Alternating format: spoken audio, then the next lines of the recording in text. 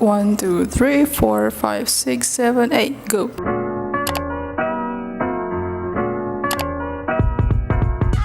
Aku pengen beli kamera deh. Terus ya udah gitu aja, nggak ada planning, nggak ada strategi, nggak ada target. Jadinya kalau misalnya kayak gitu beli kameranya kebeli syukur, enggak juga ya udah gitu. Aduh sorry ya, ini aku syutingnya siang, jadinya udah moodnya udah turun, udah agak lemes karena waktu produktif aku tuh pagi-pagi. Tapi ini aku udah dandan, jadi aku harus tuntaskan untuk bikin konten ini ya. So aku kasih kalian 9 poin, 9 poin step by step atau tips ya, whatever it is lah. Pokoknya 9 poin yang bisa menuntun kalian untuk beli kamera.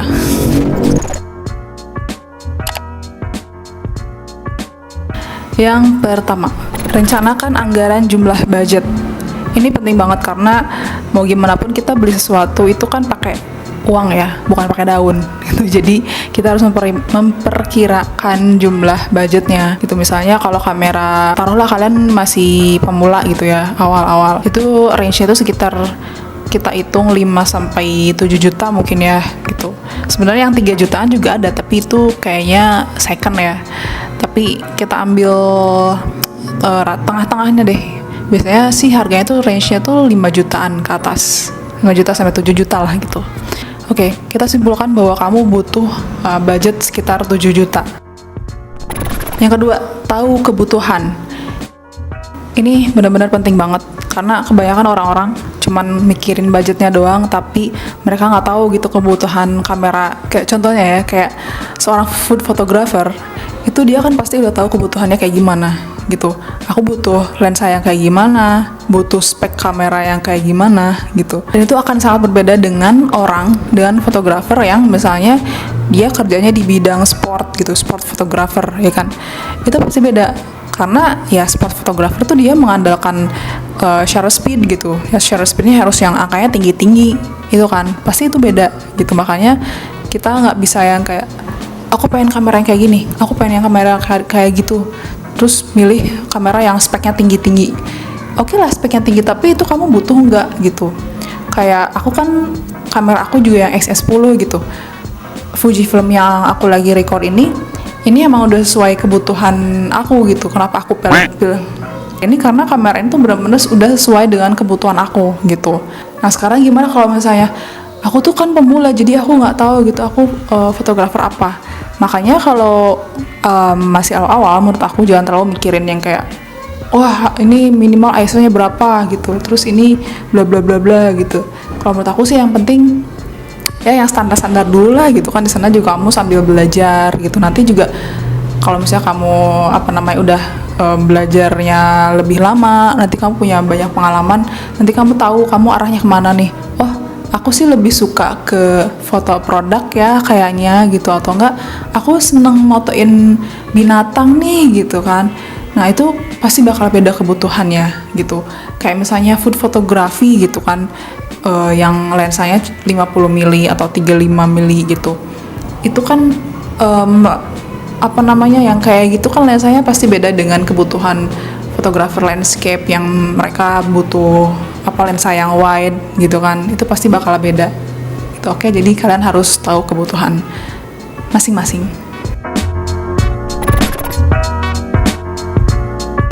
Setelah kamu ada kisaran budget, terus juga kamu tahu kebutuhan kamu kayak gimana, sekarang saatnya kamu nyari kameranya. Kan banyak tuh brand-brand kayak Canon, Nikon, Sony, Fujifilm, Leica gitu.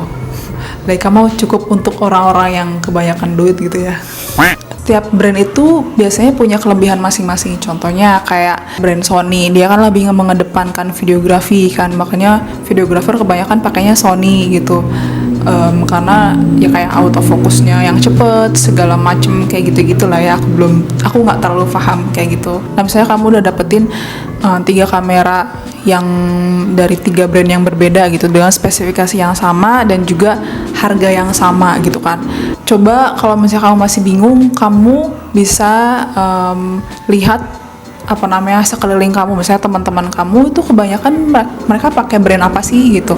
Misalnya pakai teman-teman aku kebanyakan pakai Sony nih gitu, atau pakai Fuji nih gitu, karena ya mungkin itu emang nggak ngaruh, tapi bisa suatu saat kamu bisa saling membutuhkan, misalnya kayak pinjam-pinjaman lensa gitu kan, atau segala macem, atau kalian bisa saling sharing tentang si brandnya gitu. Jadi ada temen sharing, itu juga lumayan pengaruhi gitu.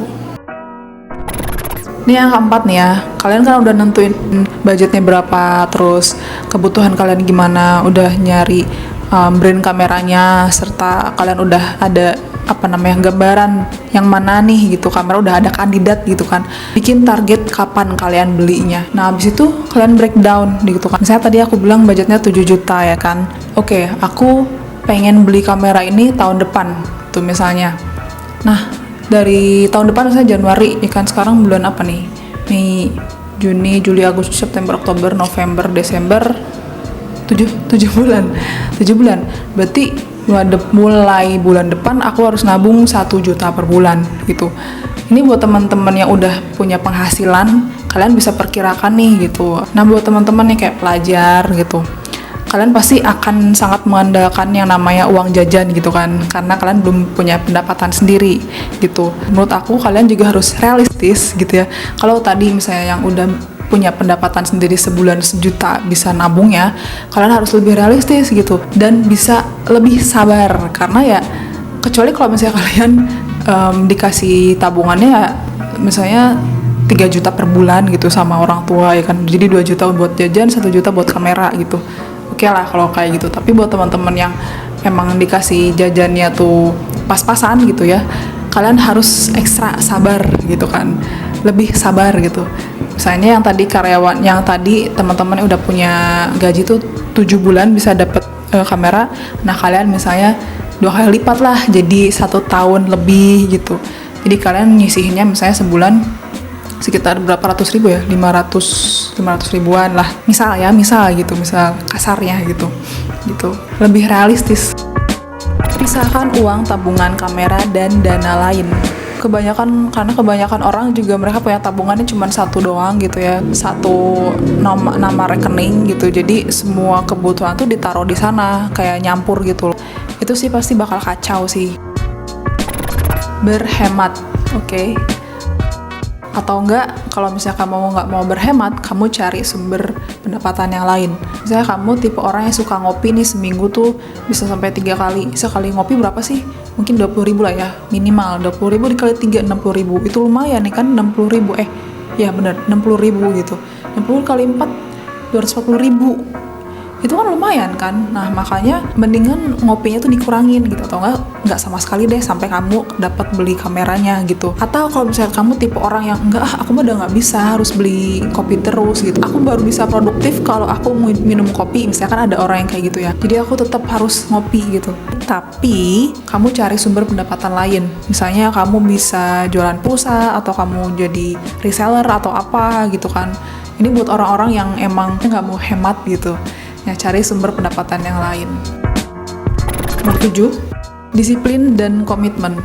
Jadi kalau misalnya kalian tadi nabungnya harus 1 juta sebulan, ya udah 1 juta sebulan itu kalian harus pisahin. Itu ketika kalian dapat gaji, itu dari awal harus dipisahkan. Karena kalau misalnya sekalinya kamu melanggar aturan gitu ya, itu akan menghancurkan semua rencana kamu untuk beli kamera. Hapus aplikasi e-commerce atau marketplace.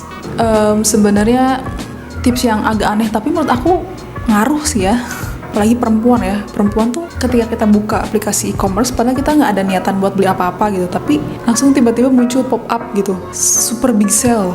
Itu tuh kayak iseng buat masukin keranjang, tiba-tiba penuh ya kan, terus kita tuh jadi kayak kepengen check out ya kan. Nah selain aplikasi e-commerce yang dihapus, aplikasi m-banking ini juga menurut aku sih kalau perlu ya hapus aja sekalian, karena dengan m-banking itu memudahkan kita untuk transfer. Jadi ya tadi kita cuma check out doang kan, tapi karena kita punya m-banking, kenapa kita nggak sekalian transfer aja? Maka m-banking itu adalah aplikasi haram yang membuat kita mudah menguras kantong gitu kan. Kalau misalkan udah ada uang, langsung beli, jangan kebanyakan mikir. Karena kita kalau misalnya udah kekumpul uang ya, kekumpul nominalnya gitu, ngelihat angkanya tuh kayak aduh ini bener nih mau dilepas nih uang segini gitu, aku udah mati-matian loh nabung. Masa mau dilepas gitu aja gitu kan, kayak aduh ada rasa gak rela gitu untuk ditransfer gitu, untuk ngelepas tuh kayak ada rasa gak rela gitu. Tapi itu kalian harus mikir lagi, kalian kan nabung itu kan buat beli kamera gitu, bukan buat ditimbun ya kan. Nah jadi kalau misalnya kalian udah punya uang ya udah transfer aja langsung gitu. Jadi sekarang kalian lagi rencanain beli kamera apa? Fuji, Canon, Sony atau apa? Tulis di kolom komentar, mudah-mudahan kalian bisa segera dapet, aku bakal bantu aminin, oke? Thank you guys, see you.